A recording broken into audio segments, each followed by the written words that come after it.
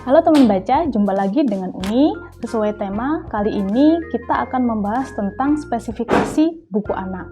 Nah, dalam spesifikasi ini apa aja yang kita bahas? Nah, kita akan membahas, karena ini video pendek, tidak secara mendalam, tapi singkat-singkat saja, terkait dengan segmentasi usia membaca buku anak, kemudian jenis buku anak, dan penyajian konten buku anak. Bisa dibilang ini adalah video lanjutan ya teman-teman dari video sebelumnya, yaitu cara untuk menjadi penulis buku anak. Nah teman-teman yang sudah melakukan nih 6 kiat yang kemarin kita bagikan untuk menjadi penulis buku anak, mungkin masih ada yang bingung ya, sebenarnya ada nggak sih spesifikasi tertentu usia-usia pembaca anak, kemudian jenis buku anak itu sendiri apa sesuai dengan tingkatan usia, kemudian masih bingung lagi tentang gimana cara menyajikannya ketika kita menulis untuk usia yang toddler atau usia 1-2 tahun, kemudian ketika kita ingin menyajikan buku kita untuk pembaca usia 3-4 tahun, itu penyajiannya seperti apa. Nah, video kali ini kita bahas itu. Nah, jawaban dari pertanyaan-pertanyaan teman-teman itu adalah tentu saja ada. Namun, di Indonesia sendiri, kategori-kategori itu belum menjadi kategori yang baku. Jadi, ada beberapa penulis yang mempunyai pendapat yang berbeda terkait spesifikasi usia pembaca anak ini, ataupun bahkan mereka berbeda pendapat dalam hal jenis buku dan cara penyajiannya. Nah, kali ini saya akan menyajikan sebuah tabel yang sebenarnya saya mengutip ini dari seorang editor senior yang biasanya ngasih materi tentang penulisan, yaitu Pak Bambang Trim, dan beliau sendiri sepertinya mengutip sumber itu dari buku di luar negeri, dari Amerika dan Eropa, karena memang mereka lebih mempunyai referensi yang spesifik terkait dengan spesifikasi buku anak. Kenapa tidak memakai rujukan di Indonesia? Karena ternyata rujukan yang berasal dari Amerika dan Eropa itu lebih mempunyai data tentang spesifikasi usia pembaca anak, jenis buku, dan juga cara penyajian konten buku anak itu sendiri. Kenapa gitu? Karena kita mempunyai perbedaan tradisi baca dan juga tradisi perbukuan yang kalau di Eropa sama di Amerika itu lebih kental tradisi baca dan perbukuannya daripada di sini. Nah, kemudian apakah kita bisa memakai data yang ada di Eropa dan Amerika ini untuk di Indonesia? Tentu saja bisa, karena mau tidak mau kita harus setahap demi setahap menyamaratakan atau menyetarakan tradisi baca kita dengan Eropa dan Amerika, karena mau nggak mau, karena ini kan zaman globalisasi, jadi kita harus juga maju dong, begitu.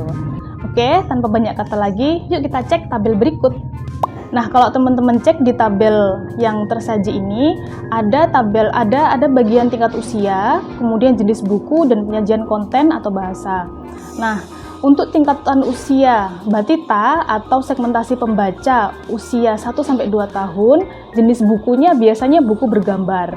Penyajian kontennya yaitu disajikan tanpa kata, hanya gambar saja, atau bisa dipilih dengan disajikan hanya menggunakan satu kata. Kemudian ada juga segmen pembaca di usia 3-5 tahun, jenis bukunya termasuk dalam kategori buku bergambar, dan cara penyajiannya yaitu disajikan hanya dengan satu kata atau hanya satu kalimat dalam setiap halaman buku. Nah, kemudian untuk usia 6-7 tahun disebut pembaca pemula, itu jenis bukunya, jenis buku pembaca pemula.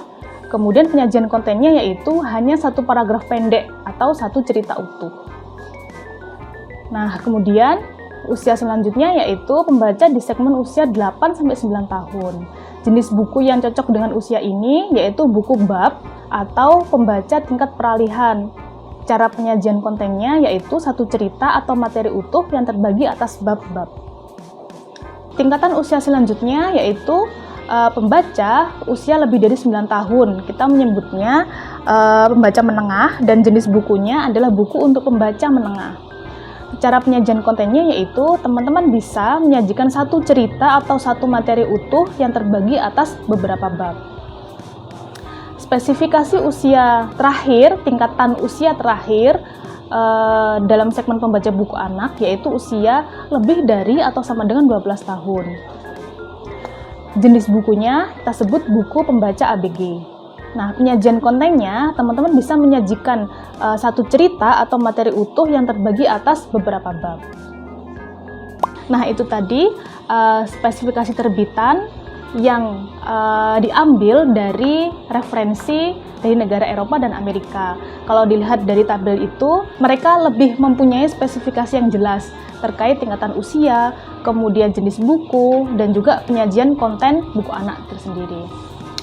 Nah, lalu kalau teman-teman bertanya, apakah tidak ada referensi dari Indonesia? Tentu saja ada, tetapi beberapa penulis menyajikan data itu tidak begitu tegas, tidak begitu jelas, bahkan ada yang bercampur antara jenis buku dan genre buku. Berikut ini saya tampilkan data yang saya dapat dari referensi Indonesia. Data ini saya ambil dari buku Pedoman Penelitian Sastra karya Sarumpait. Beliau mendeskripsikan spesifikasi buku anak dengan beberapa tingkatan